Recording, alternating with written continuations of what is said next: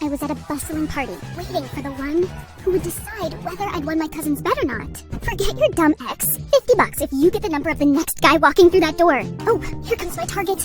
I hurriedly approached him, but stumbled in the way and stood up. Phone number, please. The guy looked confused, but still handed me a note. All done. Time to flee the scene. Hi, I'm Agatha, a super introvert who hiccups when nervous. And lucky enough, my kooky cousin dragged me to this crazy party. I ran home to see Mom looking all excited. Oh, my sweet child, you're back already. It's just not my thing, Mom. But cooking is. I have some amazing news. The local soccer club is looking for a chef, so I recommended you. And guess what? They said you can start ASAP. Yes, I've dreamt of becoming a chef since I was little, and now that dream will soon come true. Yahoo! Today's the day. I eagerly arrived at the soccer club, but my jaw almost hit the floor when I saw Mateo, my ex. What was he doing here? Flustered, I looked away and saw that guy from the party. What on earth? My life's officially over. After the introduction, I immediately ran to the pitch for some fresh air, but then a hand patted my shoulder. It's him again. No calls or texts. You asked for my number. Are you that shy? I'm Killian, by the way. It was just a joke. Please leave. But then he stepped even closer. Panicked, I pushed him away. Almost made him fall backward. Holy moly! I ran straight away without looking back. I better stay 10 miles away from him. Suddenly, I saw Mateo passing by.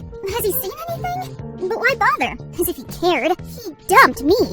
Okay, Agatha, you're here to work, so focus. But with these chalks around, it's not that easy. He always jump scared me when I was doing my job and made fun of me when I got lost in the changing room. And Killian was always there in time to save me. Everyone, stop. Close your eyes. And he threw a super stinky, sweaty towel at my face. Ew. Plus, that jerk is the pickiest eater on this planet. He's constantly complaining about my food and demanded I cook him something else. There you go. I'm cutting on starch to build muscles. I'll get rid of the pasta. Oops, I forgot. I'm lactose intolerant. Okay, no cheese. Poor little chicken. I can't eat that. So, are you allergic to the plate too? Meanwhile, other team members were way easier, especially Mateo. We used to date, so I knew his taste pretty well. I gave you some extra pork, your favorite. I don't like pork. I hate pigs. Just then, Killian jumped in. You should focus on me instead. We can discuss my meals privately. Before I could say anything, he already handed me a note. Me and him alone? That's weird. But learning his eating habit would help my job, right? Nope, big mistake. Killian had an endlessly absurd list of diet restrictions. No more than 2.5 grams of salt a day, mayonnaise on everything, no mushrooms, and spaghetti without tomato sauce. Did he just descend onto Earth? And during the meal, this dude kept smiling and staring at me. You like me or something? You have a veggie on your teeth. Dude! Oh gosh! I immediately ran to the restroom, but Killian caught up with me, holding a ball of wool. Is this yours? I looked down to see a wool thread coming out of my dress's hemline. Oh gosh, I wish the ground just swallowed me whole right now. Surprisingly, Killian put his jacket on me. That was cool. Just then he caught me drooling over him, so I immediately pretended to play with my phone. Just want to be level 9,674 in Candy Crush! Strangely, over the next few days, Mateo started being nice to me. Too nice. Your cooking is top-notch as always. Tomorrow, can you make me those delicious vegetable fritters we used to have together? He still remembered that? Boy, he made my heart race. I sprinted to the kitchen and put on music to calm down. Soon I found myself singing and dancing to my jam. I promise that you'll never find another like me. Hee hee! Mamma mia! How long had he been there? Flustered, I burnt myself. Killian rushed over and held my hand. You okay? You can't even handle yourself? Then he insisted on finishing my work and even prepared us a dish. His broad back.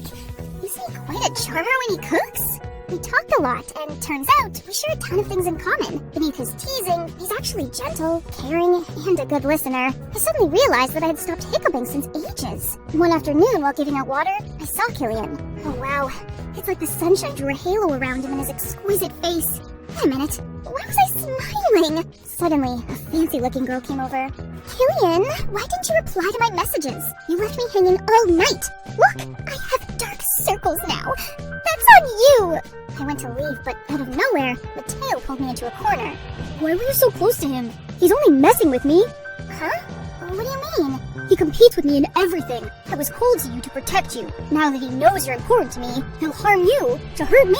I think he's just trying to be nice. His dad is our club's biggest sponsor. You really think he wants to hang out with people like us while Sloan, whose family owns the largest hospital in the state, is here? I don't know what to believe anymore. However, I had to admit they looked like a perfect couple. While holding a coffee tray one time, I clumsily bumped into Sloan. Are you blind? Why do they let a doofus work here? Come on, Sloan, you bumped into her. He sure seemed sweet to me. Maybe Mateo had misunderstood him. Then once, I spotted the two of them in a quarrel where Killian even pushed Mateo. I tried to intervene, but they brushed me off. What was going on between them? A few days later, I returned from the grocery store to see the head coach in a fit of rage. Explain to me how Mateo is hospitalized for eating your food. What? Why? Stop it! You're fired! My head spun in a million circles. I hadn't done anything wrong. I was packing my things when Sloan appeared. Well. Looks like little Miss Muffet met her match. Only need some simple tricks to get rid of you and your phony, needy act. Stop dreaming about Killian. You're not at our level. Wait, our? Who's with you? But Sloan just smirked and strutted away. That's when the memory of Killian and Mateo fighting struck my mind. So, Killian must have conspired with Sloan to harm Mateo and ruin my career in the process? How could he? Still, he had the cheek to text me as if nothing had happened. Dummy, Agatha. You should have listened to Mateo from the start and stayed away from Killian. I visited Mateo in the hospital, but he coldly shooed me away. It was exactly like the day he dumped me. Today is the city's championship final, and to be honest, I didn't really know why I was here. I looked around for Mateo, but couldn't find him. He might still be sick, so we had to skip this match. On the field, Killian seemed distracted and off his game. What's wrong with him today? Killian, my dear! The lady sitting next to me looked nervous and kept fidgeting. I spoke to her and figured out she was Killian's mom. She told me the shocking news. His little sister was missing. He was blackmailed into making their team lose, or he'd never see his sister again. Killian faced the goal, but he didn't kick. Instead, he passed to another player, who then scored the goal. The spectators cheered in triumph, while other players celebrated the goal with Killian. Blood seemed to have drained from his face. As predicted, the threats kept coming. I couldn't just sit and pray, so I asked Killian's mom for more clues. She played me the recording of her daughter. I strained my ears to listen and heard a noise. Peekaboo! Peekaboo! I know that sound. It's Mateo's parrot! Ma'am, I know who's behind this. It's Mateo. What? I can excuse fake food poisoning, but how dare he harm my Killian? Say it again, Sloan. He asked me to fake the medical paper, and I figured it would also kick you out, so I agreed. But what about Killian's sister? That was nothing to do with me, I swear. We rushed to Mateo's house. It took him forever to open the door. Mateo, are you okay now? I have thought a lot about us, and realized how important you are to me. And I don't want to lose you again. Mateo, could you? Oh, please, look at yourself. I just dated you for fun. You truly think I like you? And no more pork for me, please. Do you seriously think I'd want you back after the despicable things you did to me and Killian? Killian? Props to that freak for coming at me for telling the truth. So pathetic of him to go for my leftovers. It's you, dummy.